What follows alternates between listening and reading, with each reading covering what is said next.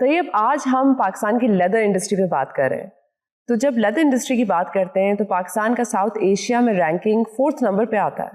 जी हाँ, इसी तरह से पाकिस्तान को देखा जाए तो पाकिस्तान में चूँकि एक्सपोर्ट रिलेटेड इंडस्ट्री है, पाकिस्तान में भी 4th नंबर पे ही आती है। आपका नंबर 1 पे आपका टेक्सटाइल है, उसके बाद आपका आता है राइस, सीमेंट और फिर इसकी बारी आती है। बल्कि पिछले सालों में कोविड से पहले ये नंबर 2 पे होता था। वाह। अब जब हम इसकी एक्सपोर्ट पोर्टफोलियो के बारे में बात करते हैं तो लेदर इंडस्ट्री का जो कंट्रीब्यूशन है that is 1.6%, that comes to about $600 million. जी बिल्कुल, 600 मिलियन, कभी 600 मिलियन से ज़्यादा। ये एक ज़माने में 1.2 बिलियन होता था, आपको पता है। मगर टेक्नोलॉजिकल एडवांसमेंट्स पे हम कैचअप नहीं कर सके और दूसरे प्रॉब्लम्स की वजह से हमें इसमें काफ़ी सेटबैक फेस करना पड़ा। Because back in the days दे से कि लेदर की जो इंडस्ट्री थी पाकिस्तान में, उसकी जो एडवांसमेंट की अगर आप बात करें तो we were one of the best. जी 70s में तो ऐसा ही था। Right.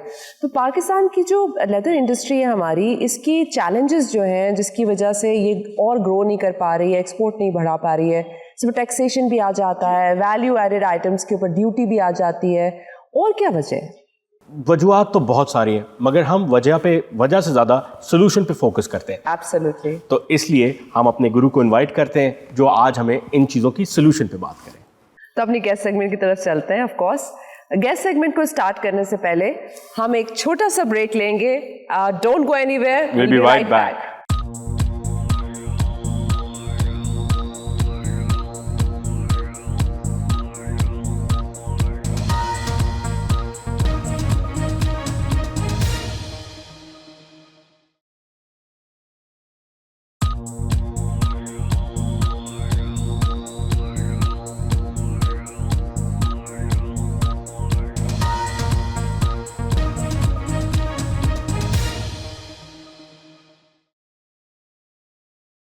Assalamu alaikum everyone. Welcome to Business Guru.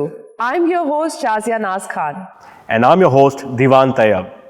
आज की एपिसोड में हम लेदर की इंडस्ट्री के बारे में बात करेंगे, जिसके लिए हमने एक बिजनेस गुरु को इनवाइट किया है, कामरान हबीब साहब। कामरान हबीब साहब पाकिस्तान टैनर्स एसोसिएशन के चेयरमैन भी रह चुके हैं और पहले क्लासिक के एमडी भी हैं। इसके अलावा ये फलाही काम भी काफ़ी करते हैं। अल फुरकान ट्रस्ट में इनका काफ़ी हाथ है और उनके बोर्ड मेंबर भी हैं, और कम्युनिटी प्लीसिंग में भी इनका काफ़ी एक्टिव रोल है। तो अब हम अपने गेस्ट से बात करते हैं। अस्सलाम वालेकुम कामरान साहब, थैंक यू कि आपने टाइम निकाला और आप बिजनेस गुरु में आए।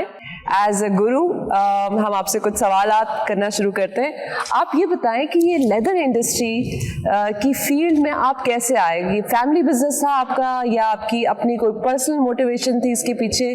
कैसे आपने ज्वाइन किया? हाँ, पहले तो बहुत बहुत शुक्रिया for inviting me here. You most welcome. सवाल बड़ा आपका इंटरेस्टिंग है। ये बेसिकली मेरे फादर ने स्टार्ट किया था समवेयर इन 1968। ओके। और मैं और मेरा भाई जो हैं वो सेकंड जनरेशन है इस ट्रेड में। So it's a family business. You can say it's a family business. तो let's ask this, आपके वालिद साहब को क्या चीज़ इंस्पायर की कि वो लेदर इंडस्ट्री में आए? ये सवाल तो मैंने भी बहुत दफ़ा उनसे पूछा। सही जवाब नहीं मिला। यू नो, उस टाइम पे पाकिस्तान अपने डोर्स खोल रहा था। लेदर एक ऐसी कमोडिटी थी जो उनको इंटरेस्ट लगी। So back in 70s? We are talking about in 60s. 60s, okay. तो that's how we went into this. जब हम बड़े हुए तो हमें प्लेटफॉर्म मिला हुआ था। हमारे लिए तो सबसे बड़े टीचर वही थे। Of course. और what we are today, आज हम जो भी हैं उन्हीं की मेहनत, उन्हीं की डायरेक्शंस की वजह से हैं। ऑल्दो ही इज़ नो मोर, अल्लाह ताला उनकी मग़फ़िरत फरमाए। आमीन। तो हम दो भाई जो हैं अब ये बिज़नेस चला रहे हैं। अच्छा, तो आपको तो ये विरसे में मिला एक तरह से, मगर कामरान साहब हमें ये बताएं कि आप कुछ और करना चाहते थे बिसाइड्स लेदर, या आपने कहा नहीं जी वालिद साहब ने काम किया हुआ है तो बस इसी को स्टार्ट करेंगे, इसी को कंटिन्यू करेंगे? देखिए, अगर हकीकत पूछें तो मैं PF से पढ़ा हुआ हूँ, तो मेरा एक पैशन फ्लाइंग था। ओके। और शौक भी बहुत था, लेकिन क्योंकि बड़ा बेटा और सच्ची बात यह है कि I take as a blessing now कि मैं फ्लाइंग नहीं कर रहा, मैं लेदर का ट्रेड कर रहा हूँ। So you think it was a good decision? But I said I'm blessed. But not a good decision for me, a good decision for my family, given to me, and I'm flourishing now, right? Mashallah. माशाल्लाह। अच्छा कामरान साहब, हमें बताएं कि आपकी company पेल classic क्या बनाती है, क्या करती है, किस लेदर के कौन से शोबे में काम करती है, और आप हमें ये भी बताएं कि आप लोग कितना एक्सपोर्ट करते हैं, और इसमें लोकल मार्केट में अगर आप काम करते हैं तो लोकल मार्केट में क्या सेल करते हैं? ठीक है, जो मेरी कंपनी है पेल क्लासिक, बेसिकली हम टैनर्स हैं। ओके। लेदर में different segments, right, tanning process tanning एक डिफरेंट इंडस्ट्री है जो एक मदर इंडस्ट्री कहलाती है। ठीक। उसके आगे प्रोडक्ट इंडस्ट्री है। प्रोडक्ट इंडस्ट्री में लेदर गारमेंट्स भी है, ग्लव्स भी है, बैग्स भी है। तो ये चारों सेगमेंट जब आपस में मिलते हैं तो हमारी लेदर एज अ ट्रेड को रिप्रेजेंट करते हैं। तो हमारी कंपनी जो है वो टैनरी है। Okay. So we only produce leather. तो हम प्रोडक्ट नहीं बनाते, हम अपना रॉ स्किन से लेके फिनिश लेदर तक प्रोसेस अपनी फैक्ट्री के अंदर करते हैं। उसके अंदर हमारी बड़ी क्लाइंटेल जो है वो एक्सपोर्ट है, और सम क्लाइंट्स इन पाकिस्तान में भी हैं जिनको हम लेदर सप्लाई। तो थोड़ा सा हमें टैनरी प्रोसेस के बारे में ज़रा थोड़ा सा बताइए। देखिए, टैनरी का प्रोसेस बिल्कुल इसी तरीके से जिस तरीके से ज़्यादातर लोग जानते हैं। ईद पे स्किन जो होती है, जैसे ये हमारा रॉ मटेरियल है, और ईद वाकई सबसे बड़ी कलेक्शन पॉइंट होता है हमारे लिए, जिसमें पूरे पाकिस्तान से स्किन जमा होती हैं, and that is one of the major source of supply to our industry. तो उस जो सिचुएशन में जो स्किन जानवर से जो उतरती है उसको सॉल्ट लगाया जाता है। सॉल्ट इसलिए लगाया जाता है कि उसके अंदर बैक्टीरिया ना हो जाए, और वो एक सर्टन लेवल तक पेरिशेबल ना रहे। Otherwise skin is a perishable thing at that particular time. कितना टाइम होता है एक स्किन को पेरिश होने में? देखें, अगर आपने थोड़ा लॉन्गर टाइम के लिए रखना है तो बोरिक एसिड उसके साथ लगता है, तो you can take it for a month और 2। ओके। बट विद जो प्रॉपर तरीके से स्टैकिंग होगी वो।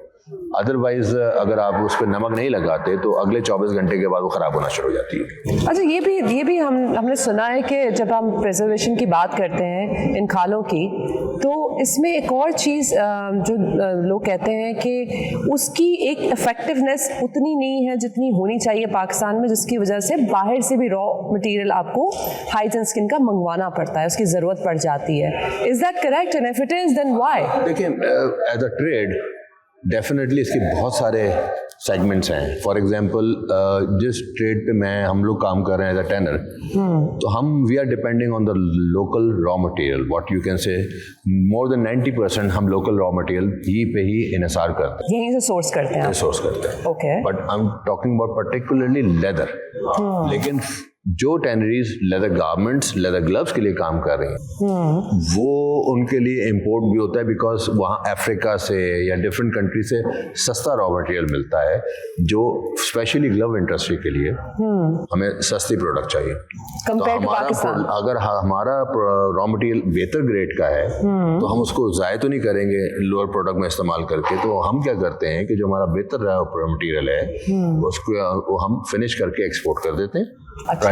और अगर किसी इंडस्ट्री को लोकल रॉ मटेरियल से सस्ता रॉ मटेरियल इंपोर्ट पे मिल रहा होता है तो वो उसको इंपोर्ट करते हैं। कामरान साहब, एनिमल क्रूल्टी फ्री आप जानते हैं एक बड़ा स्लोगन बाहर चल रहा है कि जी बग़ैर तकलीफ़ दिए जानवरों से खाल लेना। ये प्रैक्टिस इंडिया ने स्टार्ट करी, बांग्लादेश ने स्टार्ट करी, और इससे इनको एक्सपोर्ट के ऑर्डर ज़्यादा मिले। हमारे यहाँ आपने जैसे भी बताया कि बकरा ईद पे तो चलें जी खालें मिल रही होती चूँकि हमने मैस कुर्बानियाँ करनी होती हैं, मगर हमारे यहाँ क्या ये प्रैक्टिस हो सकती है? और अगर हम स्टार्ट करें तो इसका क्या प्रोसेस होगा? इसके आपके ख्याल में इससे हमारी एक्सपोर्ट नहीं बढ़ेगी? देखिए, अगर जहाँ तक आपका सवाल है वो to be very honest I don't buy that. Okay. पहली बात तो पाकिस्तान एक मुस्लिम कंट्री है, राइट। और लेदर स्किन जो है, जो इसकी ट्रेड हम मोस्टली टैनरीज करते हैं, वो तो या तो काऊ है, बफलो है, गोट और शीप है, राइट, जिसकी मेन स्लॉटरिंग जो है मीट के लिए हो रही है। ओके। उसकी स्किन जो है वो यूज़ हो रही है इंटरनेट के अंदर। तो हम कोई एग्जॉटिक किस्म की स्किन तो इस्तेमाल कर ही नहीं रहे जिसकी इंटरनेशनल या तो कोई बैन लगाओ। बल्कि रिसेंटली तो मैंने अभी सुना है कि पाकिस्तान में क्रोकोडाइल फार्मिंग भी शुरू होने वाली जी है। बिल्कुल। तो बात ये है कि देखिए इस किस्म की कोई अगर एनिमल है जिसके अंदर दुनिया में कोई पाबंदी लगी हुई है, वो तो आप उसके लिए तो फॉलो करेंगे जो भी आपके सोशल और कंप्लायंस हैं। राइट। लेकिन जो जानवर यहाँ ज़िबा हो रहा है मीट के लिए, और मैं समझता हूँ कि बीइंग अ मुस्लिम अल्हम्दुलिल्लाह हम तो जानवर को ज़िबा करते हैं अल्लाह के नाम से, और उसको हमारा तो मानना है कि सबसे एफिशिएंट वे हमारा है, और हमने उसका प्रोटोकॉल हमें हमारे दीन ने दिया हुआ है, तो वो उसको रिलेट करना क्रुएल्टी से मैं उसको नहीं, we are talking about actually कि इंटरनेशनल बायर्स के एक स्टैंडर्ड्स होते हैं कि जी आपने इस तरीके से ये प्रोसेस से अगर आप गुजारोगे तो एनेस्थेटिक्स का यूज करते हैं वो लोग। इसलिए कर रहा हूँ कि मैंने ब्राजील में गन शॉट देखी है कि उसको शॉट मारते हैं, so that is cruelty of course. हाँ, this is still happening. This is not about that. Cruelty ये है कि अगर आप जानवर को किसी ऐसी जगह पे रखा हुआ है जहाँ उसको ना खाना मिल रहा है, जी एग्जैक्टली, ना उसको पानी मिल रहा है, आपने उसको धूप में रखा हुआ है, आप उसको बुरी तरीके से ट्रीट कर रहे हैं, लाइफ स्टॉक उसकी क्वालिटी का नहीं है, ठीक है ना। ये मैं समझता हूँ अगर वो जानवर इस्तेमाल हो रहा है फूड में तो आप उसको ज़िबा तो करेंगे ना, आप उसको सेक्रीफाइस तो करेंगे ईद पे वगैरह, तो वो एक क्रूएल्टी की मद में नहीं आता। मेरी नज़र में जो जानवर की क्रूएल्टी आती है वो ये आती है कि आप उसको ट्रीट कैसे कर रहे हैं। right, of course that is a part of it. That is a part of it. Yeah. But what I believe, what I have seen and what I have been looking from the straight from last 3 decades, कि ऐसा कोई चीज़ मुझे पाकिस्तान में महसूस नहीं, और हमारे customers ने आज तक हमें कंप्लेंट की भी नहीं। Okay that's great. ओके, अच्छा ये भी बताएं कि जब हम लेदर इंडस्ट्री की बात करते हैं तो इन्वायरमेंटल कंसर्न्स को लेके बड़ा क्रिटिसिज्म किया जाता है, स्पेशली जो केमिकल डाइज हैं, आपका वेस्ट मैनेजमेंट जो है, केमिकल डिस्चार्ज है, इसको लेके ये कहते हैं कि जी ये इस सही तरीके से नहीं हो रहा, जिसकी वजह से एक बहुत इम्पैक्ट आ रहा है एनवायरनमेंट पे। फिर जो आप तो लोगों का जो आप कैसे या आप कैसे इसको मैनेज कैसे करते हैं? What do you think the reality is? फिर उसके अलावा हम लोग जब देखा है अक्सर जहाँ पे टैनरिंग हो रही होती है वहाँ पे स्मेल्स काफ़ी होती हैं, लोग काफ़ी डिस्टर्ब्ड होते हैं। फिर आपने देखा होगा कि पानी में फिर वही पानी इस्तेमाल हुआ होता है, फिर पानी की मिलावट भी होती है, तो इससे लेके लोग बड़ा एक एनवायरमेंटल कंसर्न भी उठाते हैं। देखिए तैयब इसके बहुत डिफरेंट व्यूज़ हैं। देखें जिस तरीके से सोसाइटी ग्रो करती है, अवेयरनेस आती है, अपने नॉर्म्स ठीक करते हैं। मेरा ख्याल है कि आज से 20-25 साल पहले जो टैनरीज थी और आज जो टैनरी जिस तरह काम कर रही हैं वो ज़मीन आसमान का फ़र्क है। क्या मेजर फ़र्क क्या है? और मैं मिसाल तो आपको कराची से ही दूंगा, बिकॉज मैं बॉर्न एंड रेज इन कराची, और इसी कराची ही इंडस्ट्री के साथ रिलेट रहा हूँ। राइट। और ख़ुद भी मैं पाकिस्तान टैनर एसोसिएशन जो एनवायरमेंटल सोसाइटी है उसका मैनेजिंग कमेटी का मेंबर भी हूँ। राइट। और हमारी एक बहुत बड़ी अचीवमेंट है यूनिडो की तरफ से, जिसमें हमने यहाँ पे सॉरी कामरान साहब, मुझे यूनिडो का ज़रा थोड़ा सा ऑडियंस के लिए बताएं। नेशंस का एक इदारा है, झेली इदारा यूनिडो, जो एनवायरनमेंट पे काम करता है। राइट। और उसके साथ हमारी एक टीम है, हमारे प्रेसिडेंट साहब हैं, बाकी हम 5-6 लोग हैं जिनके साथ लाइन करके हमने बहुत अच्छे प्रोजेक्ट पाकिस्तान में टैनरी जोन में इम्प्लीमेंट भी किए। और आई एम प्राउड टू से कि हमारा जो प्रोजेक्ट है सच अ सक्सेस स्टोरी कि वो COP29 में भी शेल्फ हुआ था, जो अभी बाकू में जो पूरी दुनिया की एनवायरनमेंट की जो मीटिंग हुई है उसमें पाकिस्तान से एक प्रोजेक्ट शेल्फ हुआ था जो हमारा प्रोजेक्ट था। राइट। तो बताएंगे जरा प्रोजेक्ट के अंदर, क्योंकि वो एनवायरमेंटल से रिलेटेड है और आपका सवाल भी उससे है कि जो पानी, हाँ 2 तरह का वेस्ट होता है, एक होता है सॉलिड वेस्ट, एक होता है लिक्विड वेस्ट। राइट। ये 2 डिस्चार्ज हैं, और एक होता है इमिशन। तो लेदर टैनरी इंडस्ट्री में इतनी इमिशन नहीं है, इसलिए कि हम बर्न नहीं कर रहे चीज़ें। और लिक्विड जो है वो हमने thanks to government of Pakistan ADF के थ्रू हमने अपना ट्रीटमेंट प्लांट, जो हमारा कंबाइंड ट्रीटमेंट प्लांट है, जो 120-25 टैनरीज के लिए सेपरेट बना हुआ है, तो जितना वेस्ट वाटर है वो वहाँ से डिस्चार्ज होकर ट्रीटमेंट प्लांट में जाता है।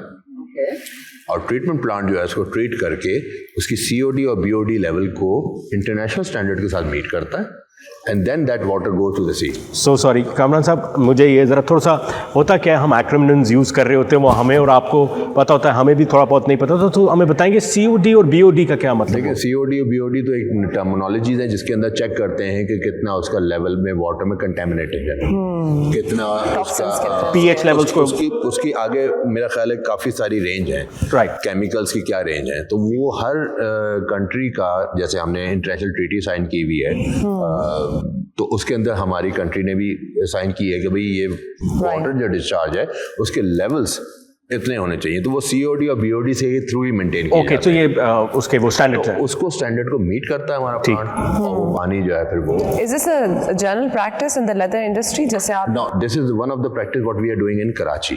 okay. इसी तरह का एक प्लांट कसूर में लग गया है, इसी तरह का प्लांट सियालकोट में लगा हुआ है, और 2-4 बहुत जो फैक्ट्रीज हैं जो कुरंगी से बाहर हैं, उन्होंने अपना इंडिविजुअल लगाया हुआ है। अच्छा, तो ये इस तरीके से तो हम जो वेस्ट वाटर जो है उसको ट्रीट करते हैं। अब सेकंड जो है वो सॉलिड वेस्ट है।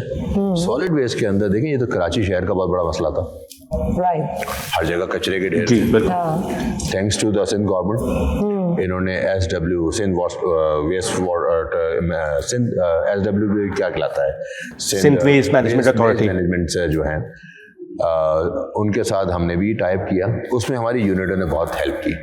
ओके, जो मैं आपको फंडिंग की बात कर रहा था, उससे हमने specially for that particular leather tannery zone हमने ट्रक्स लिए, गार्बेज कंपैक्टर्स लिए, वाटर स्लज कंपैक्टर्स लिए, ट्रॉलीज ली। अब वो डोर टू डोर, जैसा DHA के अंदर डोर टू डोर कलेक्शन होती है गार्बेज की, हमारा solid waste door to door collect होता है। ओके, वो एक प्रॉपर साइट पे जाके जमा होता है, और वहाँ से ये जो सिंध वेस्ट मैनेजमेंट सिस्टम जो है, वहाँ से वो उसको लैंडफिल साइट पे जाके डिस्पोज ऑफ करते हैं। तो that chain has been completed.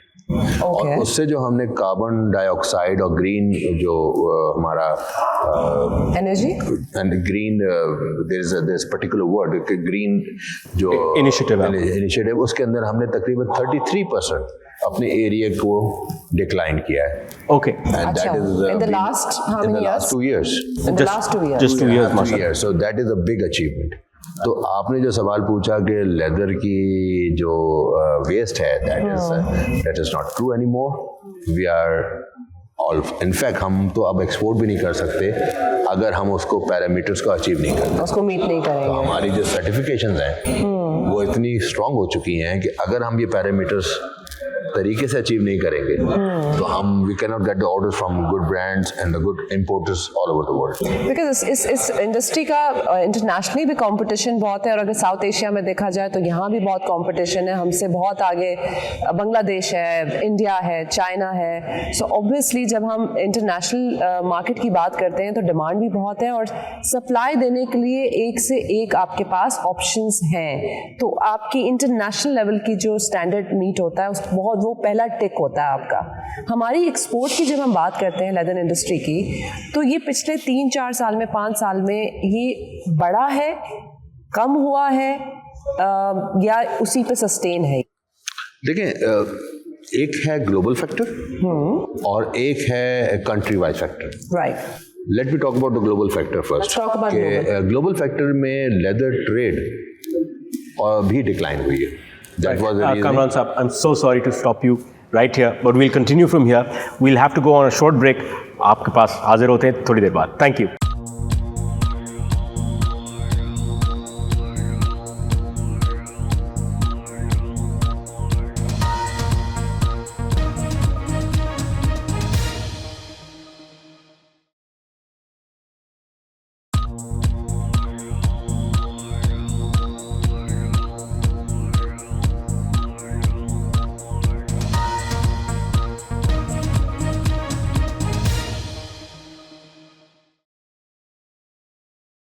Welcome back. Kamran साहब, प्लीज कंटिन्यू। ब्रेक पे जाने से पहले हम ग्लोबल ट्रेड की बात कर रहे थे। देखिए, ग्लोबल ट्रेड में भी लेदर जहाँ पे द सेक्टर डिक्लाइन आया है, इसकी रीज़न ये है कि दुनिया को रिप्लेसमेंट लेदर की बहुत ज़्यादा ऑफर हुई। Like leather shoes, you are wearing, I am wearing leather shoes because we are dressed up formally right now. Right. But generally अब आप देखें लोगों को तो दे प्रेफर हैविंग स्नीकर्स, वो ज़्यादा जॉगर्स पहनने की, कैनवस पे आ गए, तो ज़्यादा कंफर्ट जोन पे जाने की, तो उसकी वजह से शू इंडस्ट्री के अंदर लेदर की डिमांड ग्लोबली कम हुई। Okay. फिर आ जाइए गारमेंट्स पे, leather But you have belts, you have मैं bags. आपको हर सेगमेंट एक करके माशाल्लाह बताऊंगा, से। don't worry. Please. मैं आपको पूरा एजुकेट करके जाऊंगा आज। Okay. तो Please tell us. फिर आ जाए लेदर गारमेंट पे, which is one of the biggest export from Pakistan also। Jackets and all, right? तो उसके अंदर रिप्लेसमेंट आई आर्टिफिशियल लेदर, Synthetic leather आ गया. Vegan leather. पहले वो लगता था कि जी वो ब्रीथ नहीं करता, वो स्मेल करता है, उसमें कार्बन है। कार्बन तो आज भी है, खैर इसकी अवेयरनेस चाहिए, लेकिन लेदर जैकेट्स, अब दुनिया, लेदर की एक बेसिकली हिस्ट्री होती थी। अगर आज से 30-40 साल पहले आप लंदन जाएं तो लेदर के स्टोर्स अलग होते थे। जी बिल्कुल बिल्कुल। अब वो टेक ओवर कर लिए, ज़ारा, मैंगो, H&M, इन सब ने एक सेक्शन बना के वहाँ कर लिया, इतनी कॉम्पिटिटिव प्राइसेस कर ली।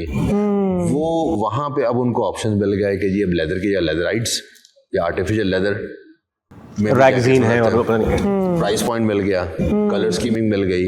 Right. तो फैशन इंडस्ट्री जिस तरह जल्दी चेंज हो बहुत रही fast है, pace तो हो लोगों का ऑप्शन जल्दी आ गया। तो that also one of the reason कि उसने लेदर को सेल्स में ग्लोबली डिस्टर्ब किया। यस, लेदर गुड्स अच्छा है, वो अभी भी चल रहा है। ग्लव्स में लेदर इंडस्ट्री आज तक मौजूद है, सरवाइव कर रही है।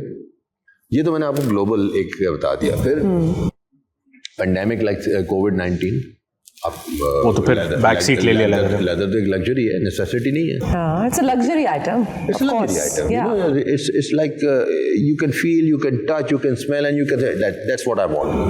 अब वो प्रोडक्ट आपने जाके ऑनलाइन सेल करना शुरू कर दिया, तो एंड कंज्यूमर को इतना आइडिया नहीं है ना। It look like leather but it's not leather. Yeah.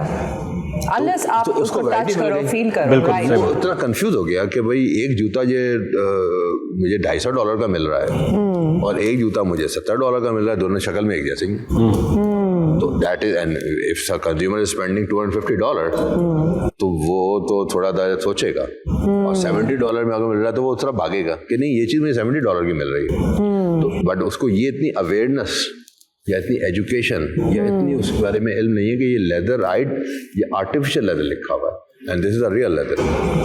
तो दैट इज ऑल्सो, फिर आपको पता है दुनिया में रिसेशन है, लोगों की बाइंग पावर कम हो गई है, तो इन्फ्लेशन बढ़ गया की वजह से, but still which surviving. Pakistan में लेदर इंडस्ट्री जो है, इसको प्रिसाइज करें तो it's not in a good shape now. मगर कमरान इसका साहब, मेन रीजन यही है जो आप अभी बता रहे हैं ग्लोबली, या इसके और भी वो मैं उसी पे आ रहा था एक्चुअली शाजिया। जी। पता है सबसे ज़्यादा अगर हमने जब अपनी रिसर्च करी शाजिया और मैंने, तो सबसे अहम क्वेश्चन पता है किस चीज़ का आया? वो ये आया कि जी टेक्नोलॉजिकल चेंजिंग इतनी हुई है आपकी मशीनरी में और आपकी टैनिंग इंडस्ट्री में, जो पाकिस्तान अनफॉर्चुनेटली अडॉप्ट नहीं कर पाया, जिसकी वजह से हमारी एक्सपोर्ट और भी कम हो गए। तो ज़रा इसके बारे में बताएं कि क्या वजह थी कि हम लोग इतना टेक्नोलॉजिकली एडवांस नहीं कर सके अपने आप को मशीनरी के, और ये टेक्नोलॉजिकल एडवांसमेंट है क्या? पहले तो हमें ये बताएं जो हम लैक करते हैं। देखें, अगर आप लेदर इंडस्ट्री को उठाएं तो somewhere in 70s Pakistan was heading the whole region South Asia. in term of technology transfer. Right. Okay. मैंने शायद उस वक्त देखा नहीं अपनी नज़रों से, लेकिन मेरे जो बड़े हैं और बहुत बड़े अच्छे बड़े नाम हैं हमारे लेदर में, उनसे से जो सुना, उनसे जो समझा राइट। कि पाकिस्तान की ज़्यादा अच्छी टाइज थी यूरोप से। अच्छा। हमने यूरोप से मशीनें पहले मंगवाई, इंडिया और ये सब तो बहुत पीछे थे। और पाकिस्तान का जो लेदर बनाने का तरीका था, जो जॉइंट वेंचर्स थे, जो एजुकेशन थी, जो हमें चीज़ें मिली वहाँ से, we were quite advance. Okay. But you know ultimately चीज़ें जो हैं वो एक सही डायरेक्शन पे जाते जाते डायरेक्शन चेंज बहुत सारे फैक्टर्स की वजह से कर लेती है। मेजर फैक्टर क्या आप बताएंगे? मेजर फैक्टर तो बहुत इसमें हमारा we were in state of war, you know it very well, from the 80s। Right now even we are in state of war, economic war. तो बात ये है कि एक बहुत बड़ा फैक्टर ये होता है जिसमें हमने प्रोडक्ट बाहर बेचनी है, right. Customer are not you know so comfortable coming to Pakistan, तो आपकी वो ट्रेड का थोड़ा सा मिसिंग एज होता है। फिर दूसरी बात ये है कि जो आपने बात की research and development, research and development तो उस पेस से आगे नहीं बढ़ पाई जब हमारे टाइज नहीं बढ़ पाएंगे। हमने वैल्यू एडिशन पे इतना जोर नहीं दिया, हम रॉ मटेरियल पे ज़्यादा जोर पे रहे। बट ऐसा नहीं है कि रॉ मटेरियल को वैल्यू एडेड नहीं किया, बट वैल्यू एडिशन के लिए उसकी सपोर्टिव इंडस्ट्रीज बहुत ज़रूरी हैं। उनमें से क्या क्या आती है? फॉर एग्जांपल लेदर गारमेंट बनाने के लिए उसकी टेक्स्ट लाइनिंग भी चाहिए, जिपर्स भी चाहिए, एम्ब्रॉयडरी भी चाहिए, बैजेस भी चाहिए। अगर ये सारी चीज़ें आपने इंपोर्ट करनी है और वो सपोर्टिंग इंडस्ट्री उसको सपोर्ट नहीं कर रही, तो आपका कॉस्ट फैक्टर बढ़ रहा है। तो आपका कॉस्ट फैक्टर बढ़ रहा है तो आप कॉम्पिटिटिव नहीं है। एक्चुअली थोड़ा सा मेरा इसमें एक्सपीरियंस इस तरह का है, चूँकि ये आपकी वेंडर इंडस्ट्री है। वेंडर इंडस्ट्री तो मैं समझता हूँ कि सिर्फ एक OEM ही सपोर्ट कर सकता है, जो ओरिजिनल इक्विपमेंट मैन्युफैक्चरर है। मसला क्या होता है कि ये छोटी कॉटेज इंडस्ट्रीज़ में आती हैं, इनको सपोर्ट चाहिए होती है। सपोर्ट सबसे पहली गवर्नमेंट की चाहिए होती है कि जी वो इसको इम्पोर्ट ना करें ताकि वो सेफ गार्ड रहें। अनफॉर्चुनेटली ये होता है कि हमारे OEMs बोलते हैं नहीं जी हमें तो सस्ता इंपोर्टेड आइटम मिलता है, आपका 2 रुपये का है वो हमें 1.5 रुपये में दे रहे हैं, तो वो बेचारा फिर लगाता नहीं सरमायाकार अपनी इंडस्ट्री। देखिए इसकी 2 रीज़न है। एक रीज़न तो ये है कि लोकल इंडस्ट्री हमेशा जब डेवलप करेगी जब डेफिनेटली आप उसको सपोर्ट करेंगे। बट इसका दूसरा मकसद भी है कि जो कस्टमर्स हैं वो वॉल्यूम्स पे बाई कर रहे हैं चाइना से, तो वो अपना स्टैंडर्ड भी रखना चाहते हैं कि अगर फॉर एग्जांपल एक कस्टमर एक सर्टन जैकेट या एक सर्टन प्रोडक्ट लेदर की पाकिस्तान से ले रहा है और एक सर्टन जैकेट या सर्टन चीज़, हर चीज़ तो पाकिस्तान से नहीं ले सकता ना, टेयर्स होती हैं, टॉप टेयर, मिडिल टेयर, लोअर टेयर, कमर्शियल टेयर्स, तो लेकिन उसकी ब्रांडिंग तो एक ही रखेगा। तो उस पूरी ब्रांडिंग के लिए तो उसने अगर वो उसकी चीज़ें डेवलप चाइना में की हुई हैं तो वो नॉमिनेट करेगा कि जी अब आप यहाँ लोकल नहीं यूज़ करेंगे, वहाँ से मंगवाएंगे। अनटिल अनलेस आपकी इंडस्ट्री इतनी ग्रो कर जाए कि उसकी डिमांड एक जो सपोर्टिव इंडस्ट्री उसको पूरा कर सके। अब डिमांड इतनी सी है उसके लिए सपोर्टिव इंडस्ट्री ग्रो नहीं कर सकती। आपको पैरामीटर्स बराबर रखने हैं, तो कस्टमर विल रिकमेंड कि जी आप वहाँ से लें। लेकिन ये एक एंड नहीं है, आप बेसिक चीज़ों को तो सीधा कर सकते हैं ना। फॉर एग्जाम्पल मैं आज आपके से मैसेज देना चाहता हूँ गवर्नमेंट को, बिल्कुल, कि देखें अगर आपने लेदर इंडस्ट्री को सर्वाइव रखना है तो उसकी बेस जो है वो कैटल फार्मिंग है। ठीक है। और कैटल फार्मिंग सिर्फ लेदर के लिए नहीं है, उससे आपको मीट इंडस्ट्री भी चलेगी, उसकी आपकी मिल्क इंडस्ट्री भी चलेगी, आपके लोगों को रोजगार भी मिलेगा, आपके पास ज़मीन अवेलेबल है, आप उस पर इन्वेस्ट करें। और मैं तो समझता हूँ पुराने वक्तों में अगर आप जिस वक्त ये डॉलर यूरो ये कुछ भी नहीं होते थे, किसी भी मुल्क की स्ट्रेंथ जो है उसकी कैटल काउंट से हुआ करती थी। बिल्कुल।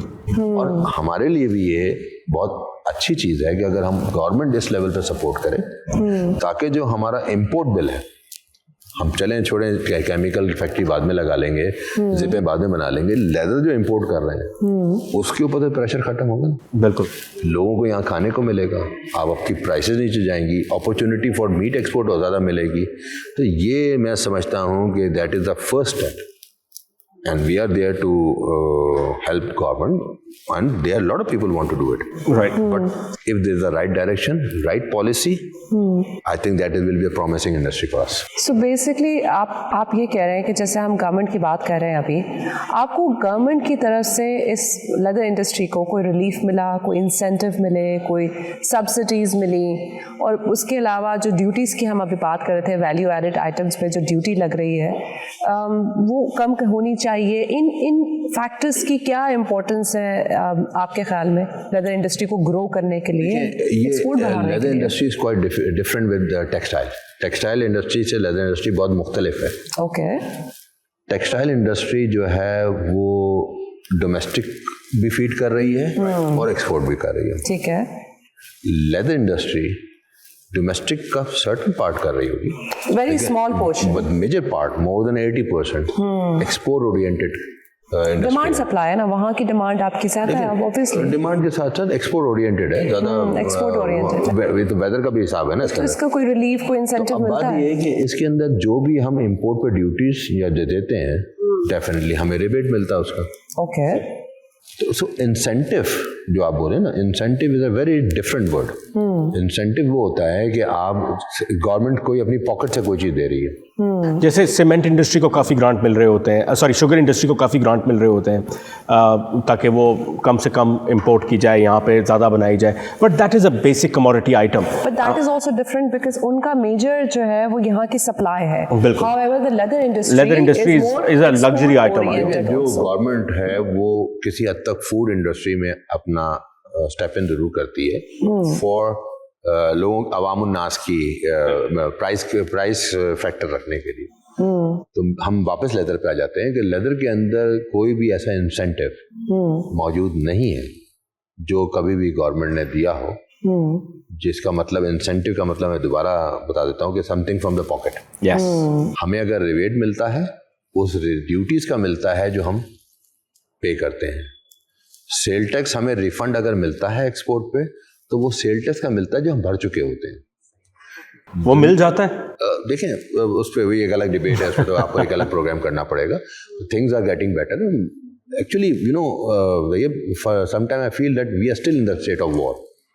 अच्छा, हम इस वक्त इकोनॉमिक वॉर में फंसे हुए हैं। ठीक है, मैं सारे बातें गवर्नमेंट पे नहीं करना चाहता, हम सब मिलके इसी से बाहर निकल सकते हैं। एब्सोल्युटली। लेकिन अगर हम सही डायरेक्शन पे जाएं, हम सब मिलके जब भी निकल सकते हैं, ऑब्वियसली इसका एक बहुत इंपॉर्टेंट स्टेप आपको पॉलिसीज एंड रेगुलेशन पे कोई आपका है इसके ऊपर, क्या आप कहना चाहेंगे? आप कुछ ऐसी पॉलिसी हमें बताएं जो आप हमारे प्रोग्राम की तवज्जो से बताना चाहें कि आप अगर ये मिल जाए आपको गवर्नमेंट की तरफ से, let's not choose the word relief but a certain policy that the government might add in towards your favour, जिससे हमारे मुल्क की, क्योंकि हम चाहते हैं कि लेदर की एक्सपोर्ट बढ़े। इन हाउस डिमांड तो हमारी पूरी हो ही जाती है, मगर एक्सपोर्ट बढ़ाने के लिए क्या आप चाहते हैं कि गवर्नमेंट आपको कोई पॉलिसी फराहम करे? देखें, अनफॉर्चुनेटली लेदर की एक्सपोर्ट बढ़ी नहीं बल्कि इन 5 साल में गिरी है जी। $1.2 बिलियन की इंडस्ट्री थी जो अब 600-700 बिलियन पे आ चुकी है, और ओनली 3% ग्लोबल लेदर ट्रेड का हिस्सा पाकिस्तान भी नहीं करता। तो opportunities are still there, right, बहुत आगे जाने की है। लेकिन जो बात आपने बोला ना कि जब तक मिल के नहीं बैठेंगे, पॉलिसीज को नहीं बनाएंगे, विजन नहीं देंगे, गवर्नमेंट का एक वो कहते हैं सेटिस्फैक्शन, इंसान बिजनेसमैन एक जो होता है या इंडस्ट्रियल जो होता है ना, वो भी एक इन्वेस्टर होता है। बिल्कुल, वो इन्वेस्ट करता है अपनी एनर्जी, अपना पैसा, अपनी स्किल्स, और वो एम्प्लॉयमेंट पैदा करता है।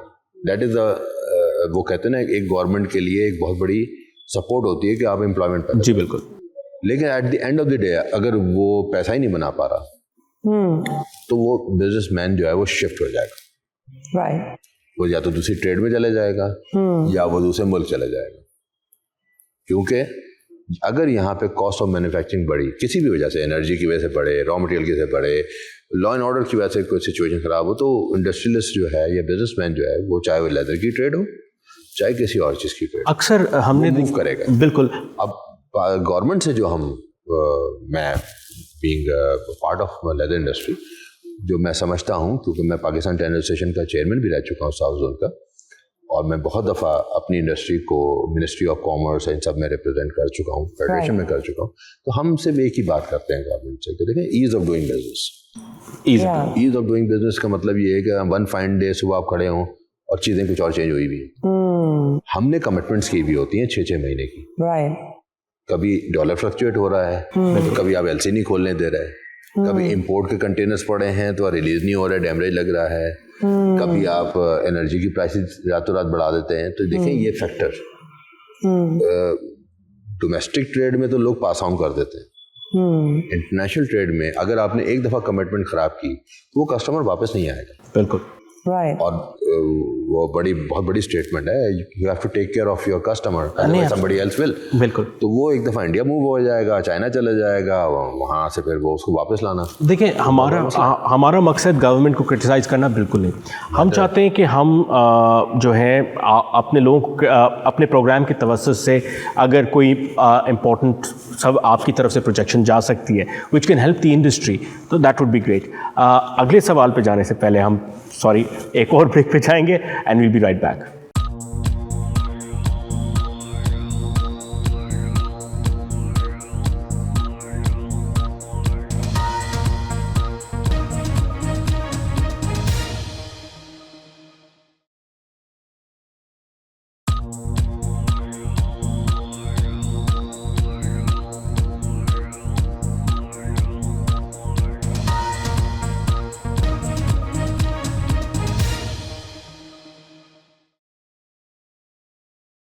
Welcome back.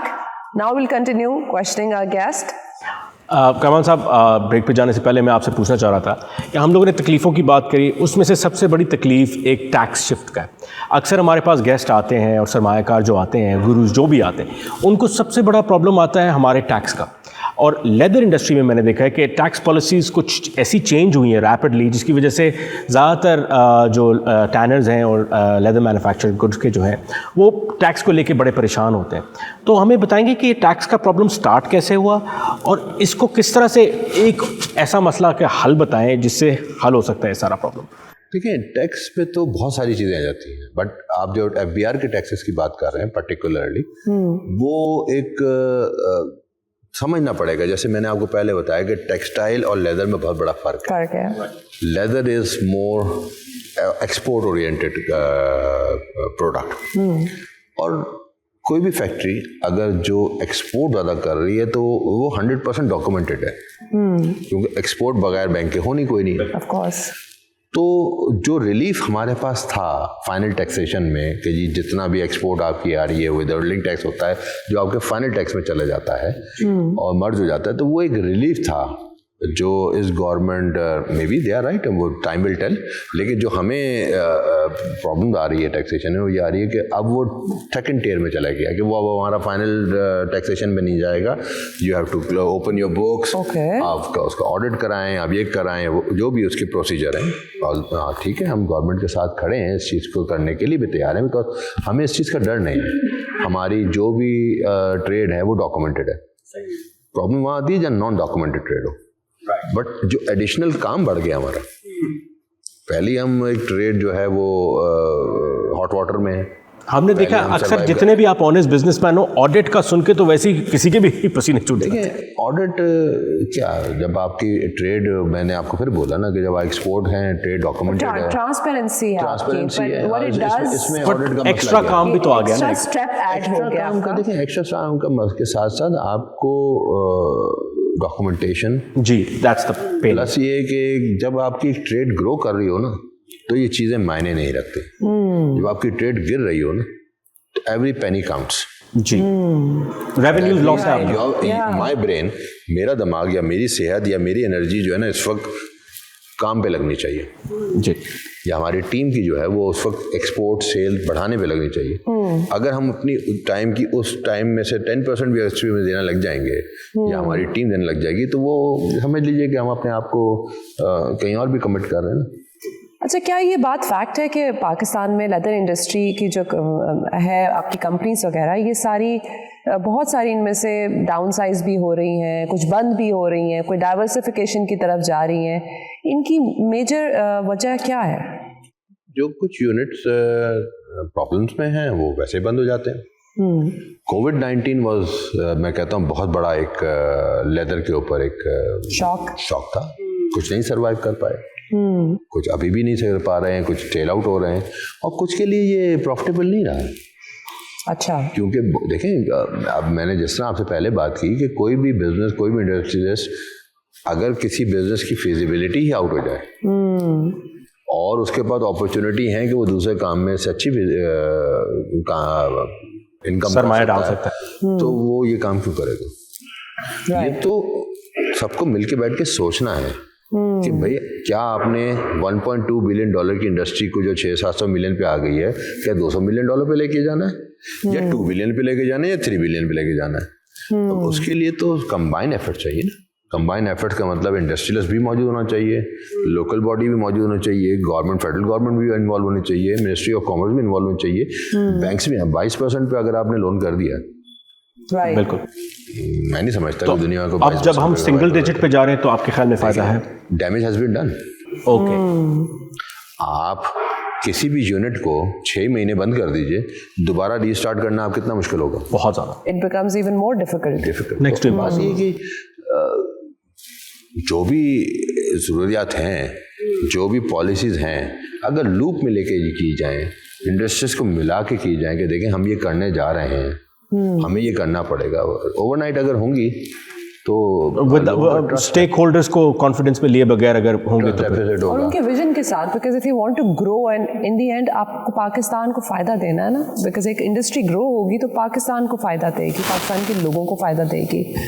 So it's very important कि स्टेक होल्डर्स को बिठाया जाए, उनका भी विजन शेयर किया जाए, लॉन्ग टर्म इम्पैक्ट पे बात की जाए। बिल्कुल right, so policies and policy regulation बहुत जरूरी है। दूसरी बात, आप किस देखें हमारी नेबरिंग कंट्रीज में 3-4 डिफरेंट एग्जांपल्स हैं। China is a different example, जी बिल्कुल, India is a totally different example and Bangladesh is a totally different example. तो ये तो मैं काफ़ी दफ़ा स्पीच में भी अपनी डिस्कशन में बोल चुका हूँ कि हमने किसको फॉलो करना है। हम बांग्लादेश को फॉलो नहीं करना चाहते with certain reasons, corruptions. I don't want कि मेरी कंट्री के अंदर ये हो। इंडिया ने अपने दरवाजे 1990s तक बंद रखे, अपनी लोकल इंडस्ट्री को सपोर्ट किया, ग्रो किया, इस काबिल किया, फिर उन्होंने दुनिया के लिए दरवाजे खोले। हमारी इंडस्ट्री लोकल डेवलप ही नहीं हो पाई, हम हमेशा से इम्पोर्ट बेस्ड इकॉनमी रहे हैं। चाइना ने मैसिव जो है इंडस्ट्रीज की, उन्होंने गवर्नमेंट ने लैंड फ्री में बांटी है और energy prices are next nothing, और उनको बोला कि जी आप फैक्ट्री लगाइए, एम्प्लॉयमेंट जनरेट कीजिए, हम आपके साथ हैं। मैं कहता सिंगल डिजिट क्या 1%, 2% पे लोन इंडस्ट्री को, लॉन्ग टर्म लोन सपोर्ट है, और उसके साथ लैंड फ्री, उसके साथ आपको तो उन्होंने पूरी दुनिया को पीछे लगा दिया कि ये आपकी दुनिया की इंडस्ट्री बंद कर दी। तो हम तो कंफ्यूज हैं कि किसके मॉडल को फॉलो हमारे करें। पास सिर्फ एक ही रास्ता है, बताइए। अभी हमारे पास रास्ता है partially India partially China, okay, hybrid. Partially India partially China का मकसद ये है कि चाइना वाली पॉलिसी गवर्नमेंट को इम्प्लीमेंट करनी पड़ेगी, राइट, कि लैंड एक्सपोर्ट जोन्स ये सब डेवलप करके देने पड़ेंगे। इंडिया वाली पॉलिसी का मतलब सर्टेन चीज़ों को आपको इम्पोर्ट पे रोकना पड़ेगा, लोकल इंडस्ट्री को पहले डेवलप करना। Just what I said, kettles farming, ये बेसिक है, आपको वापस स्क्रैच 1 से जाना पड़ेगा और उसके बाद भी रिजल्ट आपको 20 साल बाद मिलेंगे, बिल्कुल, आज नहीं मिलेंगे।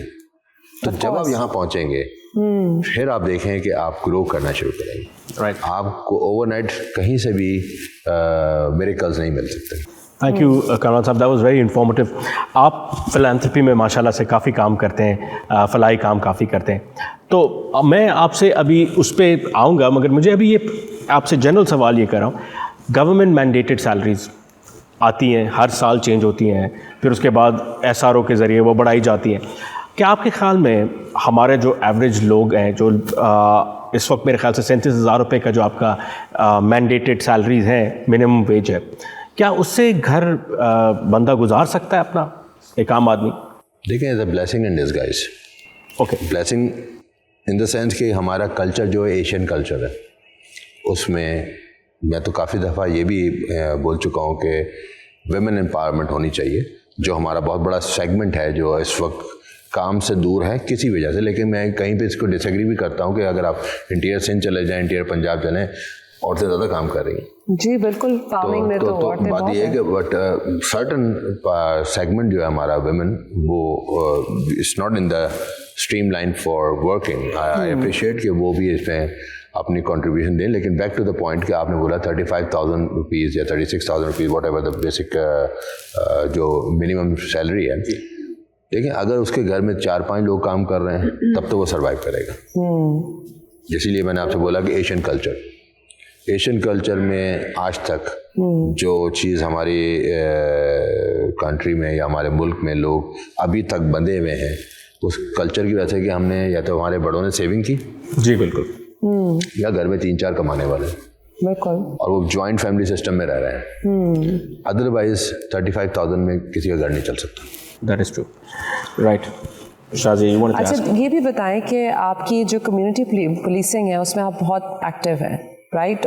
थोड़ा सा हमें भी बताएं, ऑडियंस को भी बताएं कि व्हाट इज़ कम्युनिटी पुलिसिंग, इसका क्या रोल है एक आम आदमी के लिए, क्या फ़ायदा है इससे और वो क्या फ़ायदा ले सकता है इससे? ठीक है, कराची अगर आपको पता है, देखें ना, एक कॉस्मोपॉलिटन सिटी है। It is. और कराची के साथ प्रॉब्लम ये है कि जो उसकी आबादी है वो आज तक ये समझ में नहीं आया हुआ है कितनी। जी, नंबर्स हमेशा डिबेटेबल रहे हैं, लेकिन it's a very dense city. It is. और सब हमारे भाई हैं, हर कल्चर के लोग हमारे भाई हैं। तो जो कॉस्मोपॉलिटन सिटी होता है उसमें क्राइम रेट्स वो बड़े अनट्रैक्ड होते हैं। Okay. उसमें फैक्टर होता है। सीपी के आई am very thankful and I am very blessed के मुराद सोनी साहब सीपी के हमारे हेड हैं। राइट। और उनका विजन जो है उससे हम सब दोस्तों ने स्टार्ट किया। My younger brother Zeeshan is heading also the central of CP के। मैं कोरंगी का जॉइंट चीफ हूँ। वो पूरे सिटी में देखता है मेरा भाई जो है।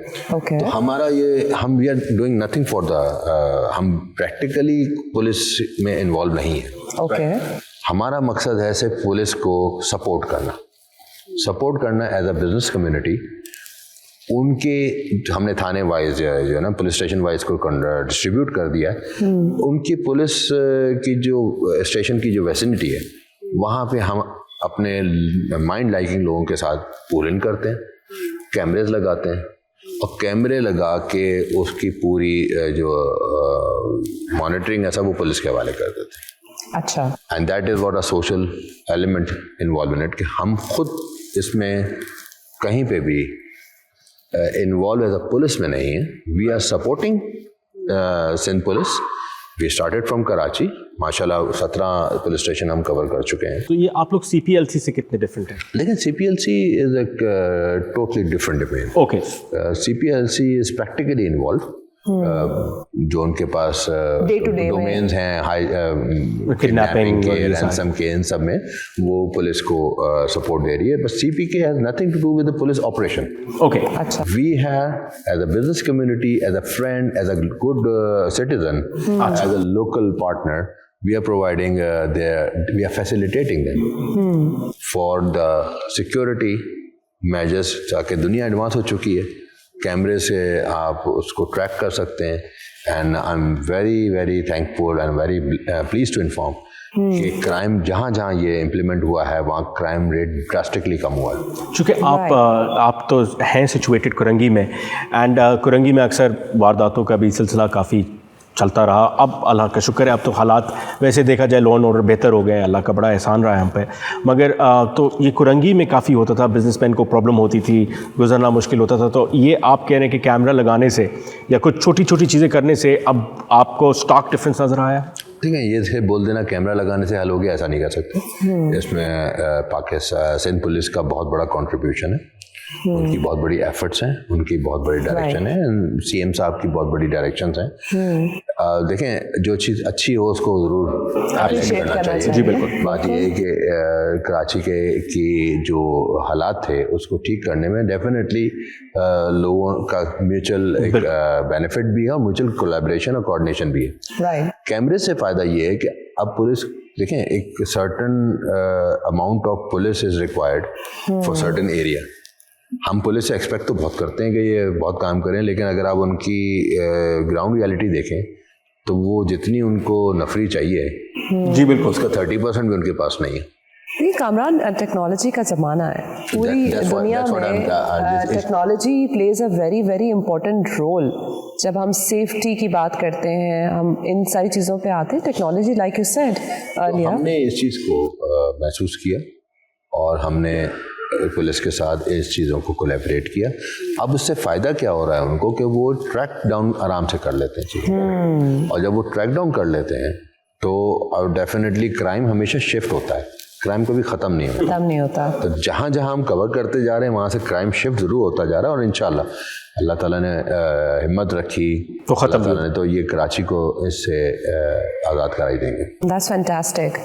तो हम फलाही काम के बारे में बात कर रहे थे और मुझे बड़ा अच्छा लगता है जी जब कोई बिजनेसमैन इन तरह की चीज़ों में होता है, फिलैंथ्रोपिक एक्टिविटीज़ में होता है। तो आप माशाल्लाह से अल फुरकान ट्रस्ट के साथ जुड़े हैं, हमें थोड़ा अल फुरकान ट्रस्ट के बारे में बताएं। थोड़ा उसके बारे में हमें ये तो पता है कि माशाल्लाह से आप स्कूल और अंडर प्रिविलेज बच्चों को एजुकेशन दे रहे हैं, मगर आगे इसके बारे में भी बताइए और आगे हमें बताएं कि आगे आप दूसरे और सोशल स्ट्रैटा पे भी इसको लेकर जाएंगे या सिर्फ स्कूल जैसे और हेल्थ सेक्टर हो गया आपका, जी, बिल्कुल। दूसरे इश्यूज भी हमारे काफ़ी हैं, या फिर तालीम पे रहेंगे? देखिए, पहली बात तो ये है कि मैं आरसी के सेंट्रल रोटरी का इस साल का प्रेसिडेंट हूँ। अच्छा, माशाल्लाह। तो उसके अंदर भी Al-Furqan is a part of it, Right. लेकिन इसके अलावा बहुत सारे हमारे सोशल वेलफेयर एक्टिविटीज़ हैं ओके, जिनको हम टेक केयर कर रहे हैं। अब क्योंकि आपने अल-फुरकान का स्पेसिफिकली बात की है, और हर जगह पे मैं ये कहता हूँ Al-Furqan is very dear and near to me, क्योंकि देखें बच्चे आपके भी होंगे, बच्चे मेरे भी हैं। बच्चों को सेहत के साथ तालीम भी चाहिए जी, दैट्स वेरी इंपॉर्टेंट। और तालीम एक ऐसी चीज़ है जो इंसान को इस दुनिया में सही और गलत को डिफ्रेंशिएट करने के लिए इंसान को काबिलियत देती है। मेरा तो हमेशा दो ऑब्जेक्टिव है, तालीम भी हो और हुनर भी हो। बिल्कुल, आप किसी पर डिपेंडेंट ना हो। मैं बाकी जो भी इदारे काम करते हैं या जो भी करते हैं उनसे थोड़ी सी डिफरेंट सोच इसलिए रखता हूँ कि आपने अपने मुल्क में या अपने शहरियों को मांगने के लिए नहीं बनाना, उनको काम करने के लिए बुलाना। उनकी स्किल सेट बनानी आपने है, किसी राइट? की इज्जत नफ्स को मजरूह नहीं करना। वो कब होगी? या तो वो थोड़ा पढ़ लिख चुका होगा या उसके पास हुनर होगा। राइट। तो मैं चाहता हूं कि हमारे शो के तवज्जुह से, बिकॉज़ आपकी ये चैरिटी है और आप इस पे बहुत काम करें, थोड़ा हमारे ऑडियंस को इसके बारे में बताएं कि किस तरह से कंट्रीब्यूट कर सकते हैं, और 2 मिनट में समझ सिर्फ ये बताइएगा कैसे कंट्रीब्यूट कर सकते हैं और ये कंट्रीब्यूशन बच्चों के लिए कैसे हेल्प कर सकती है। अल-फुरकान के लिए तो देखें सबसे बड़ा आसान तरीक़ेकार ये है कि हम तो सबको बोलते हैं पहले जाके विज़िट करें, पहले अपनी नज़रों से देखें कि बच्चे किस बैकग्राउंड से आ रहे हैं, उनको तालीम कैसी दी जा रही है और उनका आउटकम क्या है।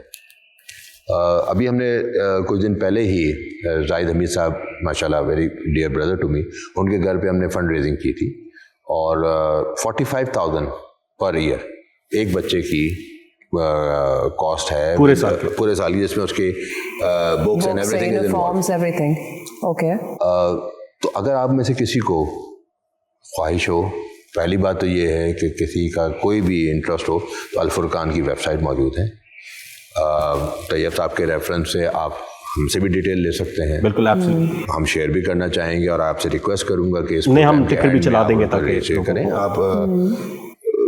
सीइंग इज़ बिलीविंग, जाएं उन बच्चों से सवाल पूछें, क्यों मैं तो जाता हूँ और मुझे तो बहुत खुशी मिलती है उनके साथ बैठ के, उनसे बात करके, उनसे जवाब लेके, उनसे सवाल पूछ के, कि शायद ये छोटी सी चेंज हमारे माशरे में कल को, हमारे आने वाले कल को बेहतर कर सके।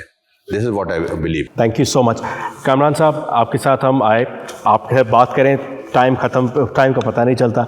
हमने आपसे बहुत कुछ सीखा and we would like to thank you for your time and for all your philanthropic efforts as well. Thank you so much for coming to the show. Nazreen, this is all the time we have left, and join us next time for another show. Thank you. Thank you very much. for taking out time. Now it's time to end our episode. Till next week, we'll meet you back again here with a new business guru. Till then, Khuda Hafiz. Take care.